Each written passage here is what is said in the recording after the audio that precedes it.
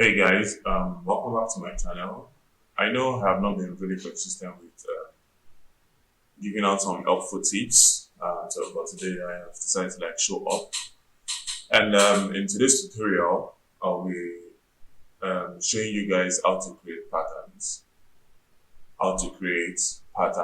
using your CorelDraw. Even if you're using Adobe Illustrator, you can still get it done because I've realized that many people make a lot of mistakes trying to create patterns. They create patterns, and it turns out that that's not the exact way in which they should have created it. So I'll be using a logo I have done before. I mean, a passion project that I'm currently working on as an example. Yeah, so this logo book me.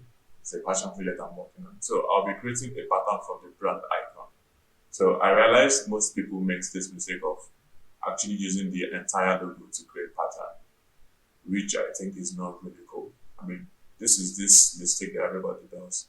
Just make use of the entire logo and they duplicate it to form a pattern. Sometimes it might work, and many other times it wouldn't. Just take a look at this now.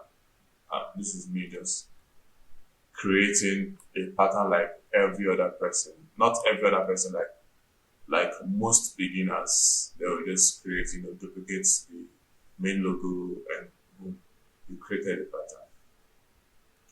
For some logos, it might work. For this now, it looks quite good. But let's take a look at another approach.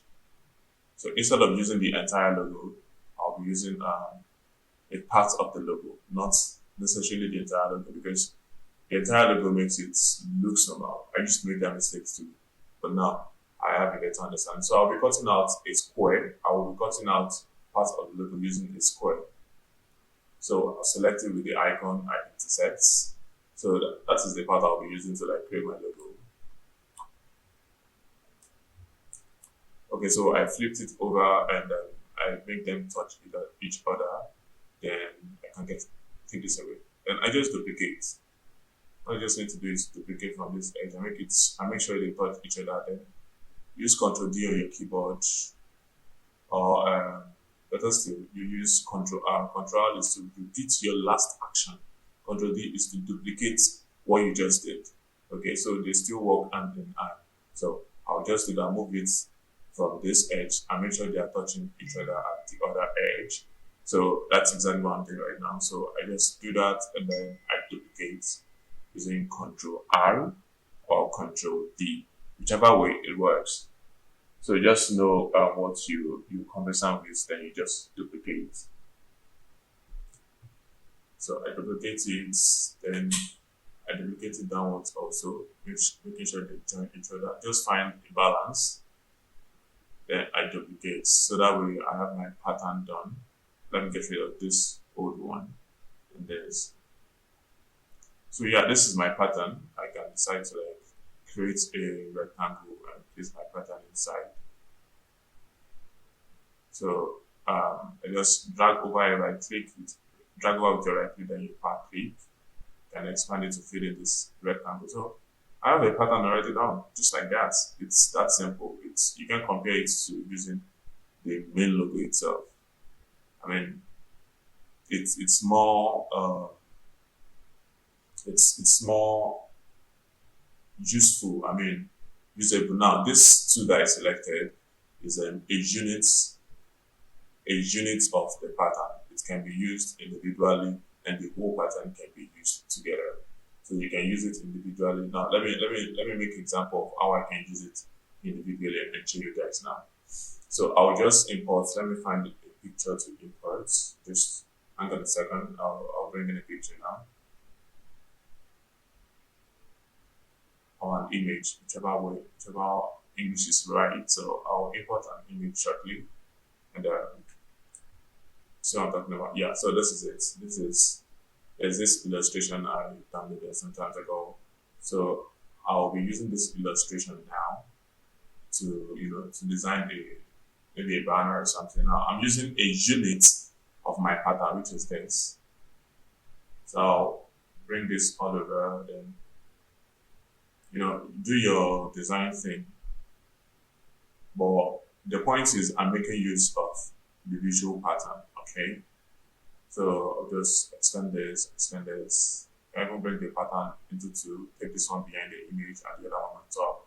Whichever one works. Just do your design magic.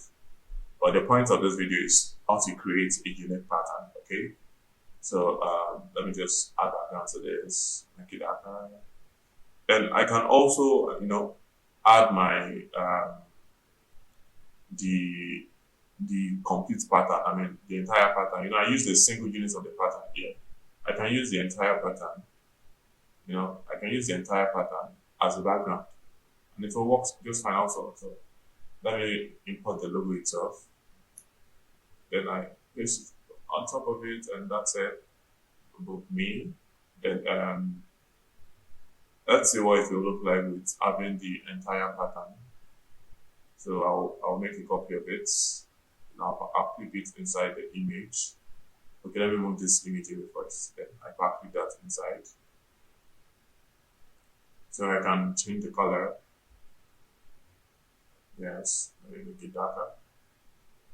Another thing, I can even make use of the outline, but I'm not even making use of the outline version now. So I'll just place my image in it. And you see, with the use of the pattern, I've created a very nice visual, and that works just fine, other than using the basic logo as the pattern. So another thing, I can even create another pattern from this by cutting another part from the logo. Let's say, let me cut it from this other side here to the midpoints. And intersect to create a copy. Delete this or remove it. So now I can duplicate this also. Just find a way to make it look seamless, okay? Like this, I can, let me try some other style. Let me just move it horizontally. Yeah, let it touch here like this. I want them to touch each other. Yeah, let me just zoom in to get more details. Yeah, so just select the two together and then duplicate. Okay, no, it's too much. Zoom in again. Yeah, they're touching each other now. Then I duplicate. Then I can select everything together and duplicate vertically, and boom, I have a pattern. So that way, there are many ways in which you can create a pattern from a logo, not necessarily you using the entire logo. I don't know if you understand what I'm saying, if I'm making any sense. Okay, so that's it. I have two patterns from one logo. So I don't know if that makes sense. You necessarily do not have to use the entire logo as your pattern. Okay? So I have two patterns now, as you can see, two unique patterns for one logo, okay? For one logo.